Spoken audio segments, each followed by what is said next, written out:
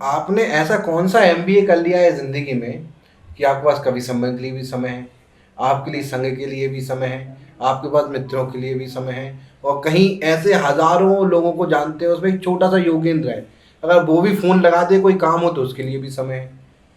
बाधाओं से हिम्मत रखकर लड़ते हैं, धीरे धीरे वो पर्वत पर चढ़ते हैं।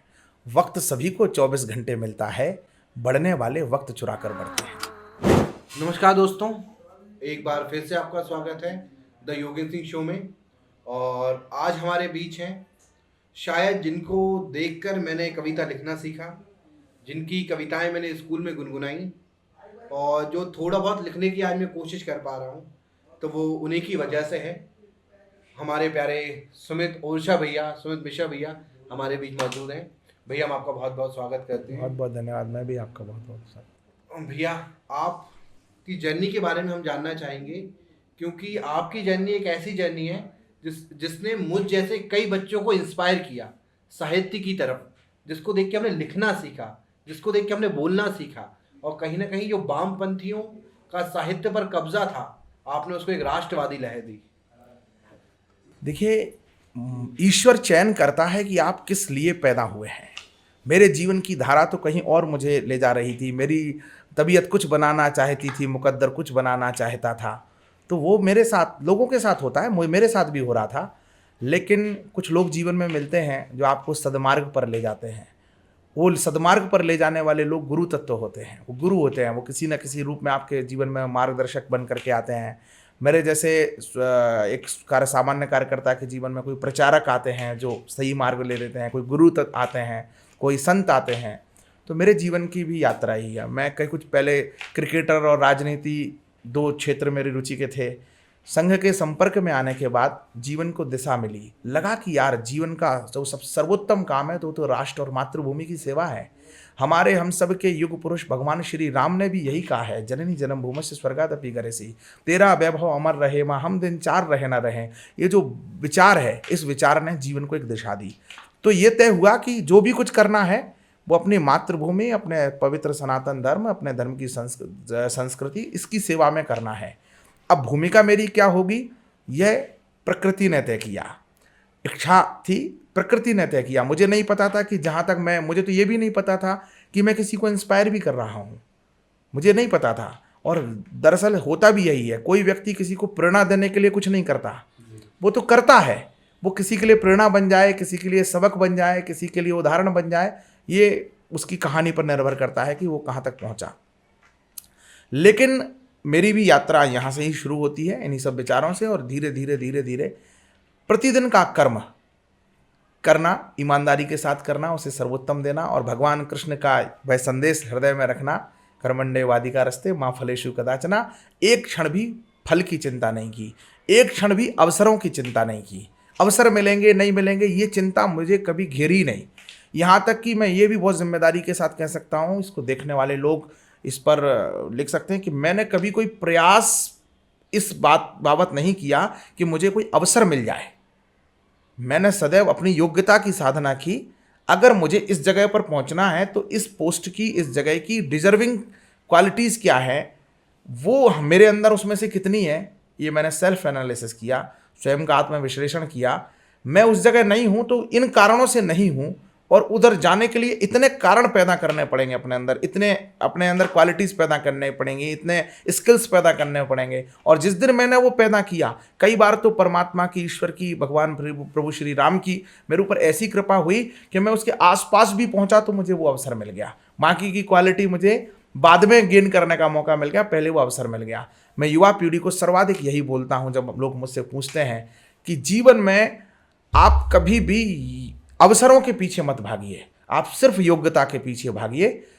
योग्यता के पीछे अवसर अपने आप आते हैं, ये मेरा दृढ़ विश्वास है। मैंने जी कर देखा है, कर कर देखा है। मुझे मेरी पंक्तियां याद आई कि सोचने से कहाँ मिलते हैं तमन्नाओं के शहर। हाँ, वाह। सोचने से कहाँ मिलते हैं तमन्नाओं तमन्नाओं के के शहर, शहर। मेहनत के दीप जलाने पड़ते हैं और सिर्फ 4 दिन में ही नहीं आती कामयाबी, हाथ दाव पर जिंदगी के कई साल लगाने पड़ते हैं। वाह वाह वाह। पहले इस पर मुझे किसी का, शायद अशोक साहल का शेर है कि पहले बरसों आना जाना पड़ता है, तब जाकर कहीं हाथ खजाना पड़ता है।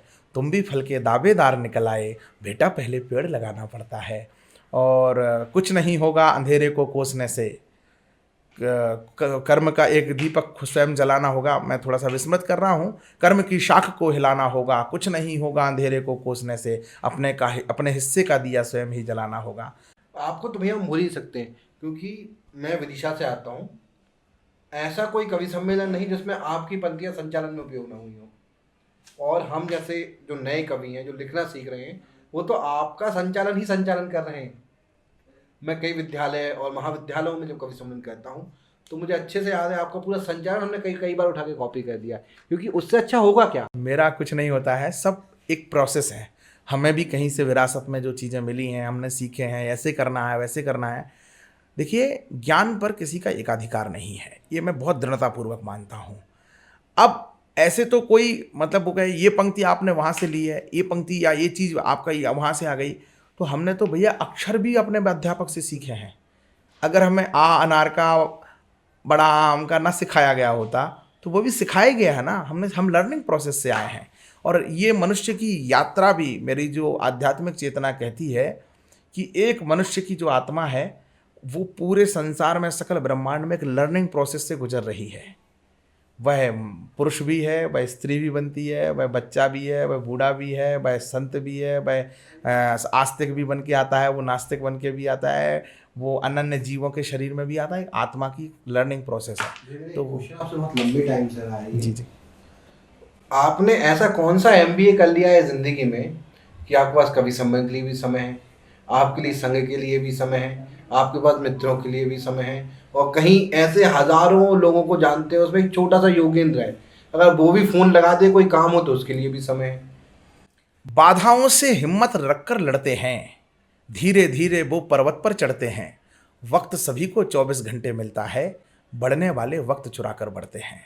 मैं अपने तमाम युवाओं से कहूँगा कि आपको समय का प्रबंधन सीखना हो तो शाखा जाइए, संघ के स्वयंसेवक के रूप में प्रचारकों के जीवन को देखिए। एक प्रचारक का जीवन अगर आपको पता, आप एक कुछ दिन, मेरा तो सौभाग्य रहा कि मैंने अपनी उम्र के सैकड़ों दिन प्रचारकों के सानिध्य में बिताए हैं, लेकिन एक दो दिन में भी कोई अगर उनका जीवन देखे, 18 घंटे जीवन के कैसे राष्ट्र और समाज के लिए खर्च किए जाते हैं, और कितने प्रकार के विविध क्षेत्र के विभिन्न आयामों को एक संघ प्रचारक गति देता है, जीता है, उनको परिपालन करते हैं, और कितने बड़े परिचय क्षेत्र को करते हैं। ये आप अगर उनको जीवन से, मैंने भी सीखा है और लोग भी सीख सकते हैं। सबके आसपास कहीं ना कोई संघ प्रचारक अपने जीवन को तिल तिल हवन कर रहा होगा, गला रहा होगा, तो दियाय कार्याय बद्धा कटिहम गा रहा होगा। उसके सानिध्य में पहुंचेंगे तो समय का प्रबंधन जरूर सीख जाएंगे। भैया सरलता कहाँ से है, क्योंकि इतनी आसानी से अवेलेबल हो जाना किसी के लिए। जब प्रदेश अध्यक्ष से, क्षमा चाहता हूँ, तब से मैं आपसे जुड़ा हुआ 2019 से, और मेरे से हज़ारों कवि आपसे जुड़े हुए हैं, लेकिन उसी सरलता से हर कवि से मिलना, ये नहीं देखना कि वो एक पंक्ति लिखता है, वो दो पंक्ति लिखता है, या बहुत बड़ा कवि है, सबको एक समान, एक दृष्टि से ऐसे देखना, ये सरलता, ये विनम्रता कहाँ से। जैसे वसीम बरेलवी साहब ने एक शेर कहा था कि शेर कभी अच्छा बुरा नहीं होता, या तो होता है या नहीं होता। मैं इसको ऐसे कह देता हूँ कि कवि कोई छोटा बड़ा नहीं होता, या तो होता है या नहीं होता। जो भी लोग साहित्य के क्षेत्र में आते हैं वो बहुत अपने हिस्से में कुछ माँ से वरदान लेकर के आते हैं। भले ही उनकी कल्पना को भी कितनी उड़ान मिली है, उसका आकाश कितना ऊंचा होगा ये तय ना हो पाया हो, या इसका तय तो होकर के आया है, वो तय हुआ आपके मानस पर ना आया हो, जग के मानस पर ना आया हो, मीडिया की सुर्खियों में ना आया हो, लेकिन वह अपने हिस्से का आकाश लेकर के आया है। मानव से कुछ योजना से भेजा है, तो कोई छोटा बड़ा नहीं है, सबकी अपनी भूमिका है। मैं हर बात नहीं कह सकता हूँ, पर हर बात कही जानी समाज के लिए महत्वपूर्ण है। इसलिए जितना योगदान इस पूरे इंद्रधनुष को भरने में मेरा है, मेरे अनुजवत कवि का है, मेरी अनुजा का है, मेरे बाद वाली पीढ़ी का है, मेरे की पूर्व की पीढ़ी का है। इसलिए सबके योगदान का के प्रति कृतज्ञता, यही तो सनातन धर्म है। ये चीज़ मेरे साथ भी रही कि मैं हमेशा से इंग्लिश में एक अच्छा विद्यार्थी रहा। मैंने अपना ग्रेजुएशन, मास्टर्स, और अब जो मैं PhD कर रहा हूँ वो भी मैं इंग्लिश लिटरेचर से ही कर रहा हूँ। लेकिन आप लोगों को सुन के जो हिंदी का प्रभाव मेरे जीवन में रहा, और माँ सरस्वती, माँ जगदम्बा से जो मेरा जुड़ाव रहा, मैं तो कह सकता हूँ कि आप लोगों को सुन के, आप लोगों से सीख कर ही आया। भैया मैं एक चीज़ और जानना चाहता हूँ, क्योंकि आजकल हमें समाज में बांट दिया गया है कि नहीं ये दलित हो गया है, ये ओबीसी वाले हो गए हैं, ये जनरल वाले हो गए हैं, इनको छूना नहीं है, इनके घर खाना नहीं खाना है। इस चीज़ में भारत को तोड़ा जा रहा है, वहीं एक दूसरा समुदाय है वो इकट्ठा होता जा रहा है। बहुत अच्छा प्रश्न है योगेश आपका। मैं बहुत विनम्रता पूर्वक कहूँ कि अपने सनातन धर्म के बारे में सही जानकारी ना होने के कारण वामपंथियों ने एक कुचक्र रचा इस देश के अंदर। हमसे तो कह दिया कि कल ही मैं किसी का आर्टिकल पढ़ रहा था कि जो है महाभारत को घर में रखने के कारण आपके घर में युद्ध होगा। और ये कहाँ से बात आ गई पता नहीं, महाभारत घर में नहीं रखना चाहिए। और महाभारत के बारे में इतने मिथक आपके पास रख दिया। अब आपको पढ़ नहीं पाना है क्योंकि आपके घर में तो महाभारत है नहीं।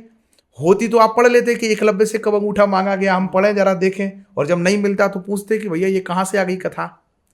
तो चीज जब एकलव्य का भी पीछे से वो निकाला जाता है तो वो सेनापति के लड़के थे, वो खुद क्षत्रिय थे, वो स्वयं क्षत्रिय थे। बिल्कुल मैं यही कह रहा हूं कि ये कहानी पहले हमें हमसे ज्ञान का प्रकाश दूर किया गया और फिर अंधेरे का आरोप हमारे ऊपर ही लगाया गया।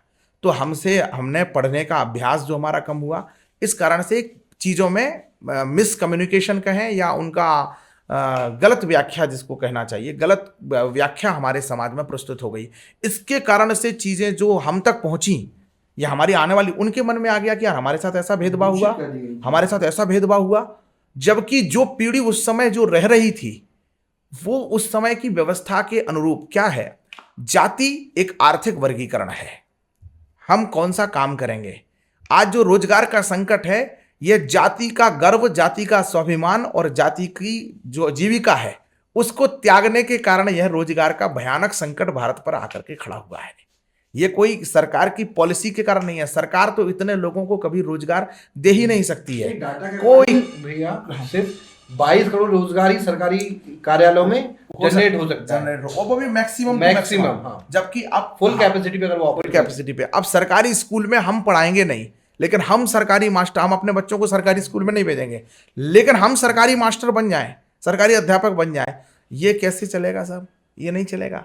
तो चीजें जो मैं आपसे जिस बात पर केंद्रित करना चाह रहा हूं कि जाति को केवल आर्थिक वर्गीकरण थी, और आर्थिक वर्गीकरण के आधार पर, जैसे मनुस्मृति कहती है जन्म तो जायते शूद्रा गुण कर्म विभाग सा, उस गुण कर्म के आधार पर लोगों का विभाजन हो जाता था। वो कौन सा काम कर रहे हैं। परंपरागत रूप से लोगों को जातियां मिलती थी कि मैं अगर सोनी के घर में पैदा हुआ तो मैं परंपरागत रूप से सुनार का काम करने लगता हूं, मैं सोनी का स्वर्ण का आभूषणों को गढ़ने। और तो जाति क्या है? सामाजिक वर्गीकरण। जाति जो है हमारा एक आर्थिक वर्गीकरण था, हमारे रोजगार के कार्यों का वर्गीकरण था। मैं जिस परंपरा, जिस कुल में पैदा हुआ उस कुल के अनुरूप मैंने जाति चुन ली। लेकिन ऐसा नहीं है कि मुझे बाध्यता की वही करना है।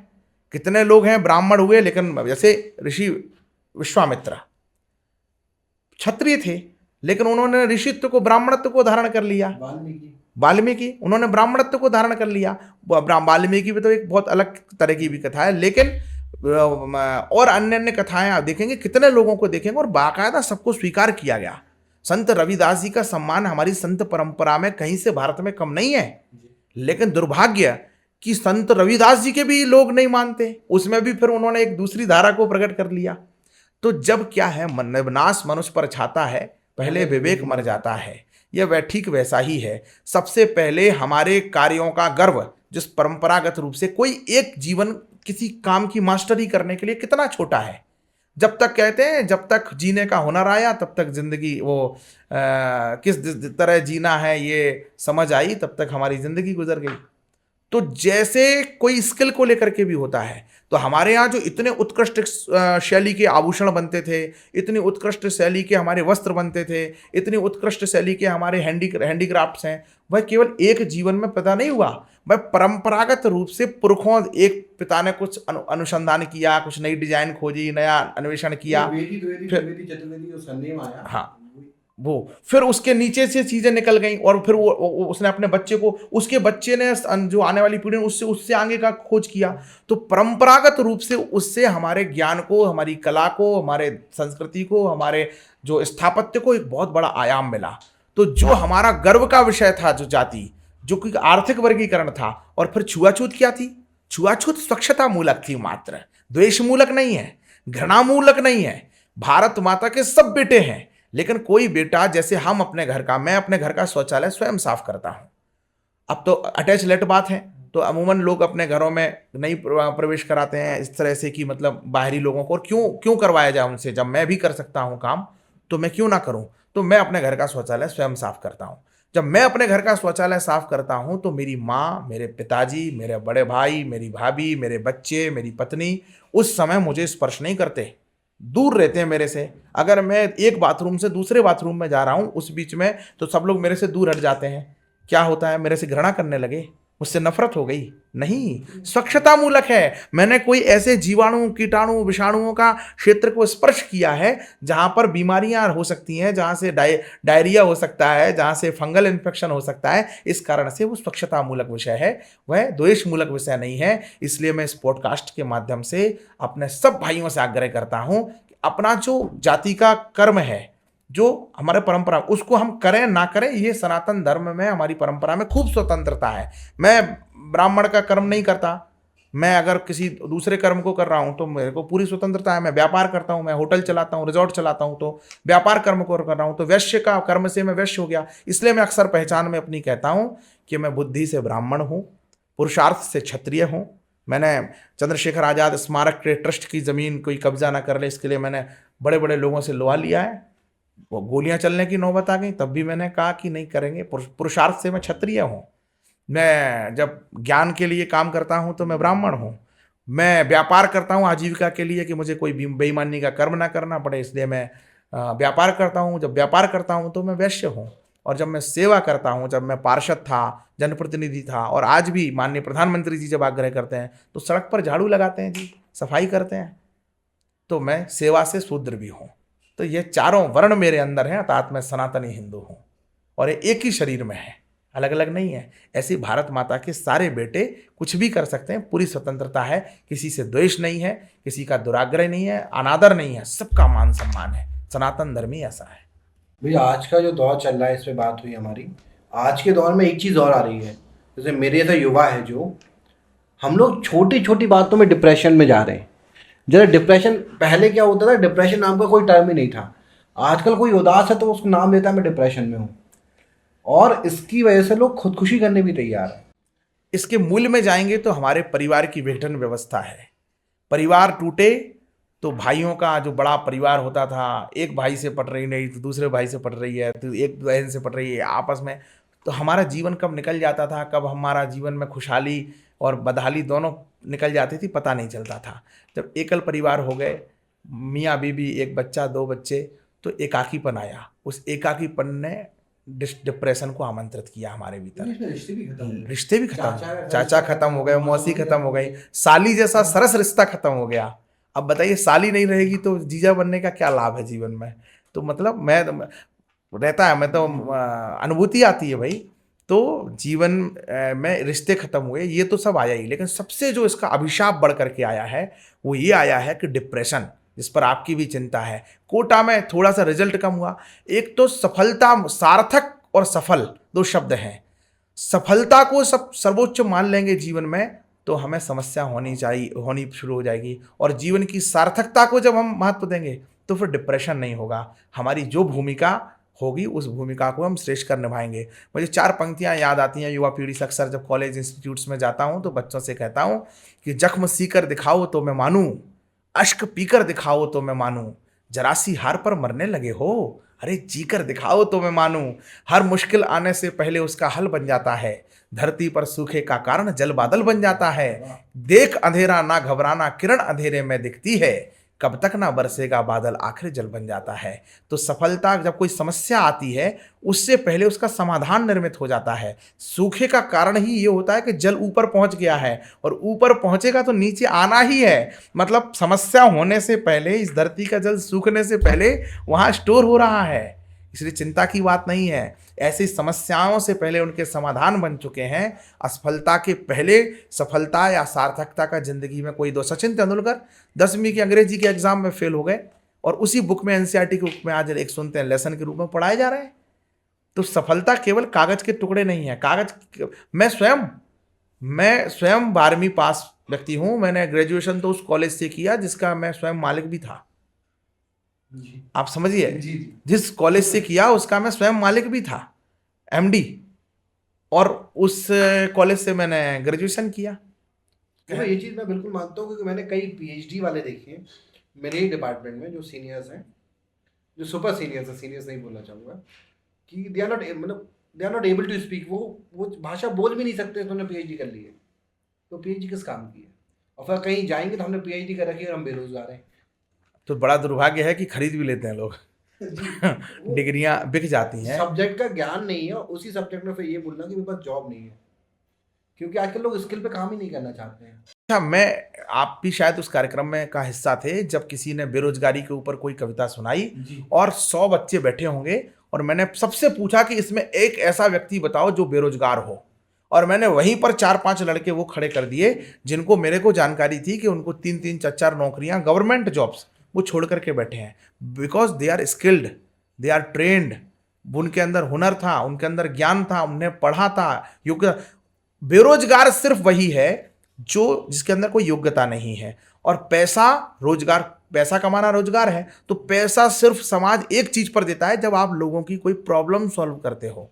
तो मैं तमाम उतने युवा, करोड़ों युवा जो इस पॉडकास्ट को कभी देखें, मैं उनसे निवेदन करता हूं कि अगर आप बेरोजगार हैं तो आपको स्किल सीख लीजिए। आप उसी 140 करोड़ लोगों में सबकी एक एक प्रॉब्लम ही पकड़ी जाए तो 140 प्रॉब्लम तो हमारे पास रखी हुई है। 140 करोड़ प्रॉब्लम रखी हुई है, बिल्कुल लिखेंगे। जिसमें सबके पास एक बेरोजगार है। मैं खुद बता दूं भैया, मैं खुद इंग्लिश में जी न्यूज़, एबीपी न्यूज़ के लिए ब्लॉग लिख रहा हूँ बहुत लंबे समय से, बहुत अच्छा। क्योंकि मुझे लगा कि मैं ब्लॉग लिख सकता हूँ, तो मैं लिख रहा हूँ। अब इस वक्त मैं ये बोलने लगूँ कि भाई मैं बेरोजगार इस वजह से हूँ, मेरी सरकारी नौकरी नहीं लग पा रही है, तो उसका तो कोई सेंस ही नहीं है। इतने काम है करने के लिए। मैं खुद एक व्यवसायी हूँ, और हम व्यवसायियों के मध्य में बैठते हैं। व्यवसायियों के बीच में हमारी मीटिंग्स होती हैं, होटल रिसोर्ट ओनर के बीच में हम लोग बैठते हैं। तो हम लोगों की चिंता है कि हमें काम करने वाले लोग नहीं मिल रहे हैं, जी हमें लोग स्टाफ नहीं मिल रहा है, स्किल्ड स्टाफ नहीं मिल रहा है। और हम जैसे तैसे स्किल्ड स्टाफ लाते हैं, करते हैं, तो उसमें स्टेबिलिटी नहीं है। तो हम लोग ये, मतलब मैं खुद एक व्यवसायी के नाते जब मेरे सामने कोई बोलता है कि रोजगार नहीं है, तो मुझे बहुत गुस्सा आता है, क्योंकि हमें पता है कि करने वाले लोग नहीं हैं। आप समझिए हमारा, और मैं बहुत स्पेशली कहूँगा हमारे सनातनी युवाओं के अंदर, देखिए देशभक्ति केवल जिंदाबाद मुर्दाबाद नहीं है। अपने मातृभूमि की सेवा को, मैं बहुत महत्वपूर्ण बात कह रहा हूँ, अपने मातृभूमि की श्रम से सेवा करना भी देशभक्ति है। और इस पैमाने पर अगर आप जो है देशभक्ति परखेंगे, तो मुसलमान हमारे हिंदुओं से ज़्यादा देशभक्त हैं। मैं बहुत बड़ी बात कह रहा हूँ, क्योंकि जब तक एक हिंदू सरकारी नौकरी का ख्वाब लिए हुए सो करके उठता है, तब तक एक बच्चा जाता है सब्जी मंडी से 1200 का बोरा खरीद करके उसी की बस्ती में 3000 का बेच के चला जाता है। तो रोजगार एक मानसिक बीमारी है, कि बेरोजगारी एक मानसिक बीमारी है। सोसाइटी या समाज बोलूंगा, उसने ना एक अल्फामेटिकली एक चीज भी बना दी है कि उसने काम को इंफीरियर और सुपीरियर कर दिया है, कि ये काम छोटा हो गया, ये काम बड़ा हो गया, जबकि ये कहा जाता है कि काम कोई छोटा बड़ा है ही नहीं। सबसे छोटा काम है खाली बैठना। मुझे लगता है इससे छोटा काम कोई नहीं है। अगर आप इस देश का अन्न जल ग्रहण कर रहे हो, इस देश के पेड़ों की प्राणवायु को ग्रहण कर रहे हो, अपने माता पिता के रक्त को से ऊर्जान्वित हो, तो आपका दायित्व है कि आप इस देश को अपने दिन में कुछ दें, कुछ तो दें, सर्व करें इस कंट्री को, किसी भी रूप में करें, उसके बदले में पैसा लीजिए। मैं कितने लोगों को जानता हूं जो पूरा दिन अपने जीवन का केवल और केवल ख्याली पुलाव बिताने में, और कुछ समय बाद वो इस अवस्था में हो जाते हैं कि उनकी वो स्वप्न भी कोई नहीं सुनता। वो इस कदर त्याज हो जाते हैं कि ये आएगा और ये कोई नई स्टोरी स्वप्न की बनाएगा। मैं 4 पंक्तियां मुझे याद आती हैं कि किसी किसी को फिक्र बहुत है, कब होगा ये कब होगा, और किसी को उम्मीदें हैं, अब होगा ये अब होगा, पर भक्तों का हृदय अलग ही आनंदम में रहता है, उनको ये विश्वास अटल है, सब होगा जी सब होगा। जो धर्म अर्थ काम मोक्ष चारों पुरुषार्थों के आधार पर जीवन जीते हैं, मैं अक्सर युवाओं से कहता हूं 4 पुरुषार्थ हैं, 4 पहर हैं मुख्य रूप से। इन चारों पुरुषार्थों को 4 पहर में बांट करके जीवन जिए, आपका जीवन सफलता का पर्याय बन जाएगा। पहला पुरुषार्थ धर्म है, पहला पहर प्रातःकाल है। आप ब्रह्म मुहूर्त से उठिए और धर्म के कार्य करिए, पूजा पाठ जब तक, अब उपासना, प्राणायाम, ध्यान, योग, व्यायाम करिए। द्वितीय पहर आपका दिवस है, उसमें आप जो है श्रम करिए, काम करिए। दूसरा, अर्थ कमाइए, पैसे कमाने के लिए काम करिए। तीसरा, संध्याकालीन समय है, वो काम का समय है, उसमें आप अपनी कामनाओं की पूर्ति करिए। वो कामनाएं आपकी शारीरिक भी हैं, आर्थिक भी हैं और पारिवारिक भी हैं। बच्चों को समय दीजिए, परिवार को समय दीजिए, रिश्तेदारों को समय दीजिए, समाज को समय दीजिए। और चौथा पुरुषार्थ है मोक्ष। जब तीन पुरुषार्थों को आप ईमानदारी पूर्वक प्रातःकाल से लेकर रात्रि तक करेंगे तो आपको इतनी बढ़िया नींद आएगी कि आपको लगेगा कि हमें मोक्ष मिल गया। चारों पुरुषार्थों को करिए, आपका जीवन सफलता का मानक हो जाएगा, मैं गारंटी दे सकता हूँ। हमने आपको युवाओं के मार्गदर्शक के रूप में देखा, हमने आपको राष्ट्र की बात करते हुए देखा, हमने आपको समाज की बात करते हुए देखा, लेकिन मैं जो एक चीज पूछना चाहता हूँ, सुमित भैया का प्रेम को लेके क्या विचार है? प्रेम तो शाश्वत है, प्रेम तो सबके मन में होता है। ऐसा कौन हृदय है नहीं, बिना प्रेम के चले ना कोई। नीरज जी कहते हैं कि बिना प्रेम के चले ना कोई, आंधी हो या आंधी हो या पानी हो। बिना प्रेम के चले ना कोई, आंधी हो या पानी हो। नई उम्र की चुनरी हो या कमरी फटी पुरानी हो। तपे प्रेम के लिए धरती, जले प्रेम के लिए दिया। कौन हृदय है नहीं प्रेम की, जिसने की दरवानी हो। डॉक्टर कुमार विश्वास साहब की पंक्तियां मुझे बहुत पसंद आती हैं इसी परिप्रेक्ष्य में कि सब अपने दिल के राजा हैं, सबकी कोई रानी है। कभी प्रकाशित होना हो पर सबकी प्रेम कहानी है। बहुत सरल है पता लगाना, किसने कितना दर्द सहा। जिसकी जितनी आंख हंसे है उतनी पीर पुरानी है।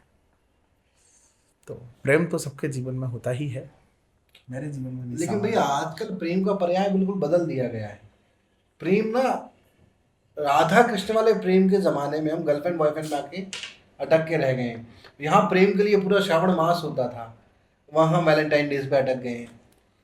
देखिए, पश्चिम तो जहाँ पश्चिम का अंधानुकरण किया जाता है, सूर्य भी सबसे बड़ी प्रेरणा सूर्य की हमारे लिए यही है कि जब मैं, देखिए हम बहुत तेज हो सकते हैं, हम बहुत प्रखर हो सकते हैं, हम बहुत मुखर हो सकते हैं, लेकिन हम सूर्य से ज़्यादा तो तेज नहीं है। और सूर्य भी जब पश्चिम में पहुंचता है तो वो अस्त हो जाता है। तो जिसको अपने जीवन का अस्त करना हो, अपने कर्मों का, अपने जीवन का, अपने पुण्यों का, अपने प्रतिष्ठा का, अपने जीवन के सफलताओं का, वो पश्चिम का अंधानुकरण करता है। लेकिन भैया मैं एक चीज देख रहा हूँ कि 90% ऑफ द यूथ यही कर रही है। तुम्हें खूबसूरत नजर आ रही हैं, ये राहें तबाही के घर जा रही हैं। लेकिन ऐसा भी नहीं है कि 90% यूथ उस दिशा में जा रही है, ये हम मान लें। नहीं, मैं बहुत यूथ में सारे- एक अलग मैं डिफरेंस बोलूँ। जो आज 15-16 साल के बच्चे हैं, क्योंकि यूथ को हम दो तरीके से कैटेगराइज कर लेते हैं। एक मैं हुआ, सार्थक हुआ, जो हम 22, 23, 24 साल के बच्चे हैं, इनको मान लो कि जो भी नए बच्चे जो 9, 10, 7 क्लास में, उनके बीच में भी यही चीज है। और जो 11वीं वाले बच्चे हैं, जो 15-16 साल का बच्चा है, वो इस चीज के पीक पे है और बिल्कुल नीचता पर है। समझ आता हूँ ये शब्द कहते हुए। देखिए, वासना को और प्रेम से पृथक ही लेकर के चलना पड़ेगा। वह वासना का नर्तन है जो हो रहा है, और उसके पीछे वो बच्चे दोषी नहीं हैं। क्षमा करना, मुझे किसी की पंक्तियां याद आती हैं कि इल्ज़ाम बहुत हैं नई पीढ़ी के नाम में, पर कुछ तो कमी है हमारे इंतज़ाम में। माँओं की जगह बच्चे आए संभालती हैं, मत क्वालिटी तलाश तो ठेके के काम में। फिर वही परिवारों का बिखरना, फिर वही एकल परिवार का होना, दंपत्ति को नर और मादा की तरह जीवन यापन करना। क्षमा करना, मैं बहुत कड़ा शब्द प्रयोग कर रहा हूँ। मैं आजकल जो देखता हूँ, एशाम न विद्या न तपो न दानम न ज्ञानम न शीलम न गुणो न धर्मा ते मित्र लोके भुविभार भूता मनुष्य रूपेण मृगश्चरन्ति। इतने गुण मनुष्य के अंदर के नहीं है तो वो पशु के समान है। और जब यही गुण दंपत्ति के अंदर भी नहीं है, तीज त्योहार, व्रत, उपवास, धर्म, संस्कृति, परंपराओं का, अपने बुजुर्गों के प्रति मान, तो वही तो बच्चे देखते हैं। जब अमर्यादित जीवन माता पिता ही जिएंगे तो निसंदेह रूप से बच्चे तो कीन ऑब्जर्वर हैं हर चीज़ के। अच्छा दिखाओगे तो अच्छा। मैं रामचरितमानस प्रतिदिन पढ़ता हूँ, तो मेरी बेटी पढ़ने लगी। बच्चे वो नहीं करते हैं जो आप उनसे कहते हैं, बच्चे वो करते हैं जो आप करते हैं। कहने कहा हुआ बच्चे कभी नहीं करते हैं, करा हुआ बच्चे स्वतः ही आज नहीं करते हैं, कल करते हैं। मेरे दादाजी को मैंने बचपन में प्रतिदिन श्री रामचरितमानस का पाठ करते हुए देखा, मेरी दादी को देखा, मेरे अंदर वो संस्कार आ गए, मेरे अन्य भाइयों में संस्कार आ गए। तो वो जीवन जीना पड़ेगा आपको, धर्म। जब ऐसा जीवन माता पिता नहीं जी रहे हैं तो बच्चों के अंदर ये विकृति आ रही है। दूसरा, इंटरनेट ने बहुत गंद फैलाई है, वो मतलब मैं उसको लेकर के मैं सरकार से अभी कोलकाता रेप केस हुआ है, अन्य केस हुए हैं। आप किसी भी रेप के केस के मूल में चले जाइए योगेंद्र जी, आपको वहां पर शराब मिलेगी और पोर्न मिलेगा। और अगर देश की सरकारें, वो कोई भी हो तथाकथित, हमारी विचारधारा की हो और बाहर की, मैंने लिखा ये बात खुल करके कि जब तक सब कुछ नौटंकी है महिला सुरक्षा के नाम पर, जो भी कुछ किया जा रहा है सिर्फ बातें हैं, ढकोसला है, नौटंकी है। ये बेटियों का मामला है इसलिए कड़वा होकर के बोल रहा हूं, मेरे कोई आर्थिक हित का मामला होता तो नहीं बोलता। यह समाज की जो संस्कृति, क्योंकि बेटियां ही तो संस्कृति हैं। मेरा गीत है, ये संसार की सृष्टा हो तुम, देवी हो युग दृष्टा हो तुम, आदि हो तुम, अंत तुम ही हो, दिग हो और दिगंत तुम ही हो, बहुत बढ़ चुकी भारत माँ की, संभव हो तो पीर बचा ले, हे नारी तू नीर बचा ले और भारत की तस्वीर बचा ले। भारत की जो तस्वीर है वो नारी बचाएगी, वही नारी सुरक्षित नहीं है तो भारत कैसे सुरक्षित रहेगा। और नारी कब तक सुरक्षित नहीं है? जब तक कि इस देश में मद्यपान है, मदिराएं बहुत सर्वदा सुलभ हैं लोगों के लिए। गली गली में हम ठेके खोलेंगे, गली गली में दुकानें खोलेंगे, अंग्रेजी और देसी एक जगह मिल जाए आदमी को, इसके लिए प्रयास करेंगे। हर 5 किलोमीटर के अंदर मिल जाए, इसके लिए प्रयास करेंगे। और रेवेन्यू जब हमारा पूरा केंद्र हो जाएगा तो फिर समाज से आप कैसे अपेक्षा कर रहे हो कि आप नदी बहाओगी शराब की और वहां से प्रतिध्वनि संस्कृति की आएगी? प्रतिध्वनि संस्कृति की आएगी? कतई नहीं आएगी। जो आप समाज को देंगे वही तो वापस आएगा। आप शराब के नाम से को बहा रहे हो तो वहां से अपराध निकल रहा है, वहां से महिला अपराध निकल रहा है, वहां से प्रॉपर्टीज के विवाद आ रहे हैं। ये महिला वाला केस ठीक है भैया, मैं मानता हूँ जो चीजें हो रही हैं वो नहीं होनी चाहिए, लेकिन आज एक फेक फेमिनिज्म ये बहुत हावी हो गया है। और ये वो 4 दिन पहले एक इंदौर का केस बताता हूँ, शायद मैंने कल स्टोरी भी डाली हुई थी उसकी। बताइए। लड़की बोलती है कि तू जानता नहीं मैं लड़की हूँ, तुझे कैसे फंसाऊंगी। उसको थ्रेट दिया गया, उसके अगेंस्ट फॉल्स रेप का केस किया गया, कर रहा है। उस लड़के ने सुसाइड कर लिया, लेकिन जो लड़का था तो किसी ने आवाज नहीं उठाई उसकी। देखिए, मैं इस पर बहुत विनम्रता पूर्वक कहूँगा, मैं 2 बातों के लिए पक्षधर नहीं हूँ समाज में। मैंने कहा, मैं आपकी बात पर आता हूँ। पहले तो फॉल्स रेप, फॉल्स फेमिनिज्म को हम इस तब कवर कर पाएंगे जब जो ट्रू इंसिडेंट्स हो रहे हैं वो खत्म होंगे, तो फिर फेक पर ध्यान। अभी क्या हो रहा है कि एक घटना इतनी बड़ी हो जाती है, इतनी बीभत्स हो जाती है, इतनी नृशंस हो जाती है कि उसकी आड़ में सरकारें इतने कठोर नियम बना देती हैं, आनन फानन में समाज का जो है द्वेष और समाज का जो आक्रोश को शांत करने के लिए, कि उसका फायदा कुछ इस तरह के व्यापारी बुद्धि से, या ये कहें मनी माइंड होकर के इस तरह के जो लोग कर रहे हैं केवल आर्थिक शोषण करने के लिए, वो लोग हावी हो जाते हैं, वो उसका फायदा उठा लेते हैं। वास्तविक पीड़िता तो तब भी उसका लाभ नहीं पहुंच पाता है उन कड़े निर्णयों का। तो इस स्थिति में क्या करना चाहिए? सबसे पहले सरकार को जो 2 बड़े कॉज हैं उनको खत्म करना चाहिए। कॉज क्या है? पॉर्न एंड वाइन, लिकर, ये 2 स्ट्रिक्टली प्रोवाइडेड हो जाना चाहिए इस देश के अंदर, अगर हम महिला सुरक्षा को लेकर के गंभीर हैं।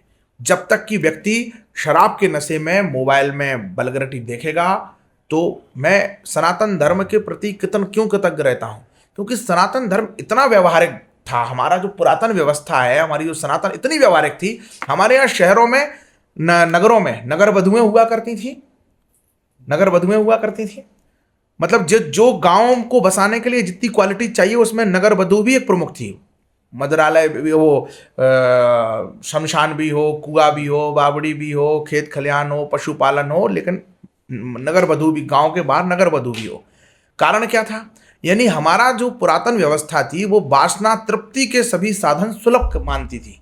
वासना तृप्ति के सभी साधन सुलभ होना चाहिए और वासना वृद्धि के सारे साधन दुर्लभ होना चाहिए। I am sorry to say that, लेकिन इन कुछ वर्षों में जो 50-100 साल का कालखंड है, इसमें हमने एक ऐसा समाज गढ़ा है जहां वासना वृद्धि के सारे साधन इजीली अवेलेबल हैं, सुलभ हैं, और वासना तृप्ति के सब साधनों पर 1000 प्रकार के ऐसे पहरे लगा दिए गए हैं, जिसके कारण से जिन लोगों की जो सहज प्रवृत्ति है वह विकृति के रूप में समाज के सामने आती है।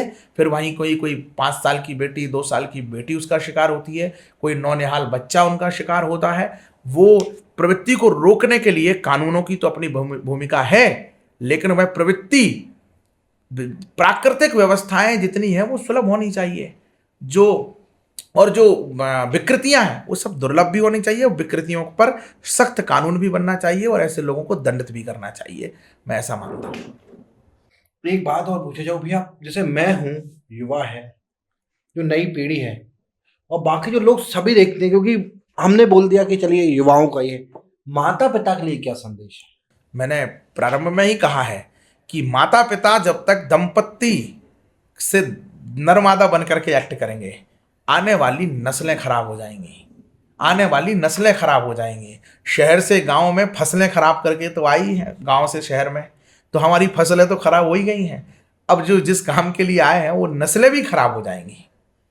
तो नस्लें अच्छी करने के लिए स्वयं आचरण करें, धर्म का, सनातन धर्म के हिसाब से जो हमारी पुरातन पद्धतियां थी, जैसा आप बच्चों से करवाना चाहते हैं वैसा आचरण स्वयं करें, तभी वो पीढ़ियों में ट्रांसफॉर्म होगा। जब तक हम नहीं करेंगे तब तक हमारे बच्चे नहीं करेंगे। संवेदनाएं शिक्षा का विषय नहीं है, संवेदनाएं देख करके व्यक्ति के अंदर प्रकट होती हैं। और हमारा समाज संवेदना के आधार पर, हमारी माता पिता के प्रति कितनी संवेदना है, हमारी समाज के प्रति कितनी संवेदना है, हमारी पर्यावरण के प्रति कितनी संवेदना है, हमारी स्वच्छता के प्रति कितनी संवेदना है, यह हमारा बच्चा देखता है, तब उसके जीवन में घटित होता है, तब उसके जीवन में अनुकरण होता है। ऐसा युवा पीढ़ी पर प्रतिबंध नहीं है, प्रेम पर प्रतिबंध नहीं है, लेकिन प्रेम में हमारे यहाँ स्वतंत्रता का पक्षधर है। हमारे यहाँ, मैं बेटियों से कहता हूँ, बहुत अच्छी बात आपको ध्यान में आई है, मैं बता रहा हूँ। ऐसा लगता है हमारा वामपंथियों ने निरूपित करने की कोशिश की है कि सनातन धर्म में तो महिलाओं के ऊपर अत्याचार है, जबकि स्वयंवर की प्रथा है इस देश में, वर थोपने की नहीं। मतलब स्त्रियों को ये अधिकार है कि वो अपना वर चयन करें, पुरुषों को अधिकार नहीं था। पुरुषों को क्या था कि आप अपनी क्वालिटी डेवलप करिए ताकि कोई राजकुमारी आपकी योग्यता के आधार पर आपका वर्ण कर ले, लेकिन चयन करने का अधिकार किसका था? लेकिन चयन तो करेगी स्त्री या चयन तो करेगी वो लड़की, लेकिन वर कौन हो तुम्हारा यह चुनने का तुम्हें पूरा अधिकार है, पर वह कैसा हो ये पिता तय करे, यही संस्कार है। मां सीता तो वर्ण करेंगी, लेकिन ये तय महाराज जनक करते हैं कि जो शिव जी का या धनुष का जो है चाप चढ़ा देगा, वही जानकी जी को वर्ण करेगा। एक भैया का एक भ्रांति और भी है मेंस्ट्रुएशन को लेके, ये है वो है। मैं खुद भी, एक बुक है नितिन श्रीधर जी की, मेंस्ट्रुएशन अक्रॉस द कल्चर्स, उसमें ना सारे कल्चर में क्या क्या उनके साथ किया जाता था in the time of menstruation. भैया ऐसी भयानक चीजें देखी मैंने, पढ़ा उन्होंने, उसके साथ लिखा कि अमेरिका में अर्ली 80s लड़की को 5 दिन अंधेरे कमरे में बंद करके रखा जाता था, खाने को भी नहीं दिया जाता था, सिर्फ पानी को अपना जीवन निकालती थी। अब वो बातें कितनी सत्य हैं, क्योंकि इस देश में इतिहास भी ऐसे लिखे गए हैं।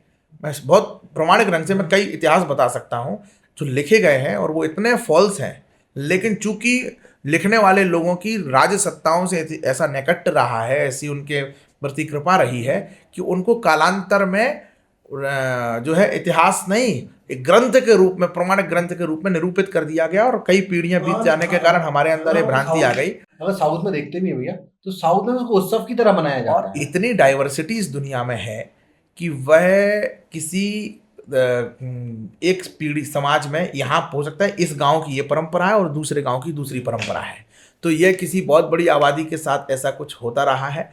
मुझे लगता है महिलाएं समाज में घरों का नेतृत्व करती हैं, जमाना कोई भी रहा हो, पुरुष एक तरह से महिला की जो अपने परिवार के प्रति जो समर्पण होता है उसके अधीन हो जाता है। जब वह एक स्त्री को अब घर में आकर के लोगों के लिए खाना बनाते हुए, लोगों के लिए सब कुछ करते हुए, लोगों के लिए फिर अपने वंश वृद्धि में बच्चा करते हुए, अपनी जान पर खेल करके जो है उनकी वंश वृद्धि करते हुए, फिर उनको पालते हुए, उनकी संतानों का पालन करते हुए, उन्हें संस्कार जब वो देखता है, तो वह पुरुष इस समर्पण के स्त्री के अधीन हो जाता है। वह पुरुष अपनी पत्नी, अपनी माँ के साथ घर में अत्याचार करेगा, होने देगा? मुझे लगता है यह बहुत ज़्यादा मिथक इसमें जोड़े गए हैं।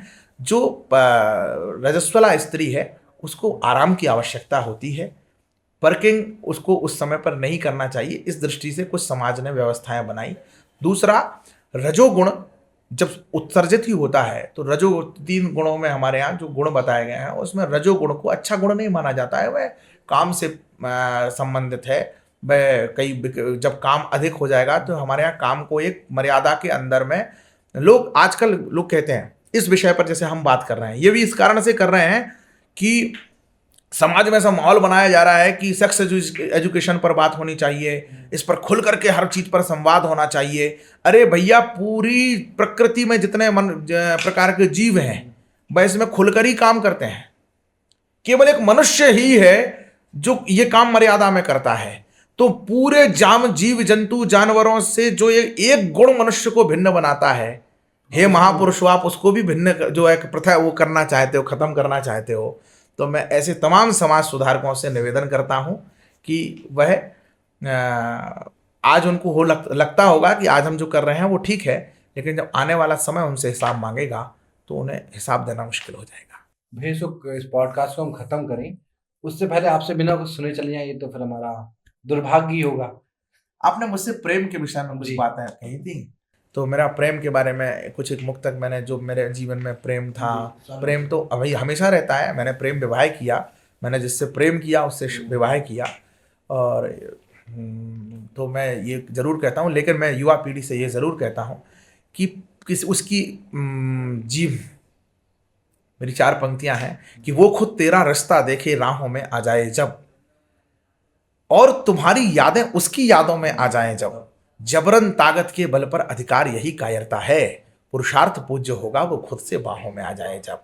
मैंने अपने जीवन में इस बात को लाया है कि आप अपनी योग्यता इतनी बढ़ाइए कि सामने वाला व्यक्ति भी तुम्हारे प्रति उतना ही आकर्षित हो। और योग्यता बढ़ाना आपको हर क्षेत्र में, वो कवि के रूप में भी, वह एक प्रेमी के रूप में भी, आप अपने आप को क्वालिटी डेवलप करिए, यथा सामर्थ्य अपने आप को बड़ा करिए। फिर आपके लिए जो सर्वश्रेष्ठ होगा, परमात्मा जय विधि होए नाथ हित मोरा। जब मैंने अपना जीवन साथी के लिए परमात्मा से प्रार्थना की कि मुझे ये जीवन साथी मिलना चाहिए, तो मैंने भगवान से यही कहा कि जय विधि होए नाथ हित मोरा। या जीवन में कुछ भी मैं मांगता हूँ, करहूँ सो वेग विदास में तोरा। मेरी ये कामना है, पर प्रभु you know better than me, आप मुझसे अच्छा जानते हैं, तो आप जो करेंगे वो अच्छा होगा। इसलिए परमात्मा को कभी ये मत कहो कि ये कर दो, परमात्मा को ये कहो कि आप जो अच्छा लगे वो कर दो, मेरी इच्छा तो ये है। तो परमात्मा फिर वो आपके लिए करेगा जो आपके लिए अच्छा होगा।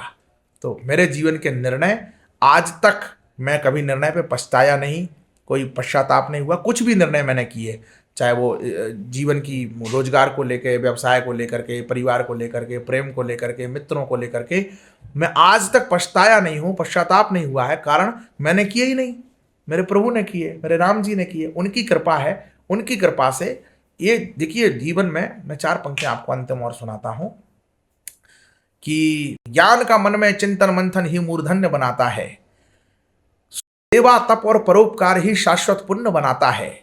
ज्ञान का मन में चिंतन मंथन ही मूर्धन्य बनाता है, कभी किसी को व्यर्थ न मानो, सबकी अपनी महिमा है।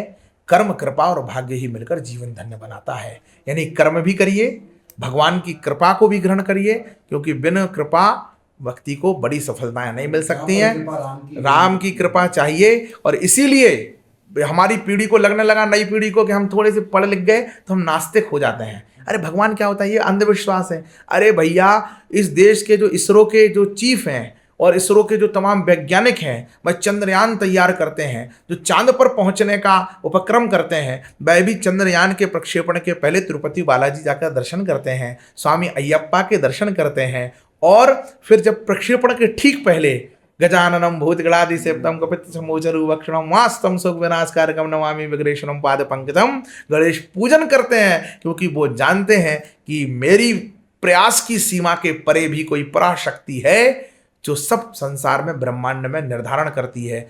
खूब प्रयास करने के बाद भी अगर परमात्मा की इच्छा नहीं होगी, कृपा नहीं होगी, तो शायद कुछ चूक हो जाएगी और हमारा अनुसंधान असफल हो जाएगा। तो वो भी उनके चरणों में जाते हैं। तो उन वैज्ञानिकों से तो ज़्यादा आप पढ़े लिखे नहीं हैं। इसलिए एक शक्ति है इस संसार में, ईश्वरीय शक्ति, वो इस ब्रह्मांड को चला रही है। आप करना कुछ और चाहते होते हैं, आप जीवन में बन कुछ और जाते हैं, क्योंकि आपने कुछ तय किया था, परमात्मा ने कुछ और तय किया था। ये मेरे साथ भी घटता है, ये आपके साथ भी घटता है। बहुत बहुत धन्यवाद भैया, आपके साथ ये वार्तालाप बहुत ही मधुर रहा, सुमधुर रहा, और आशा करते हैं कि आपके साथ हमें आगे भी समय ऐसे ही मिलता है। मुझे भी बहुत आनंद आया आपके साथ बात करके, और एक युवा के अंदर इतनी प्रज्ञाएं, इतनी देखिए, अंतिम बात मैं कहूँ कि सनातन धर्म आज्ञा नहीं देता है, सनातन धर्म प्रज्ञा देता है। बाकी के सारे जितने पंथ मजहब हैं वो आज्ञा देते हैं, ये करना है, ये नहीं करोगे तो आपका सर तन से जुदा। लेकिन सनातन धर्म आपको एक बोध देता है, एक प्रज्ञा देता है, आपको क्या करना है। तो आपके अंदर एक प्रज्ञावान मनुष्य की पूरी छाया मुझे दिखी। इसके लिए मैं आपको बहुत बहुत साधुवाद देता हूँ। आपका है शो, आपका है कार्यक्रम बहुत आगे जाए, देश की तमाम हस्तियाँ इसमें अपने विचार आपके साथ साझा करें, ऐसी शुभेच्छा व्यक्त करता हूँ। बहुत बहुत धन्यवाद।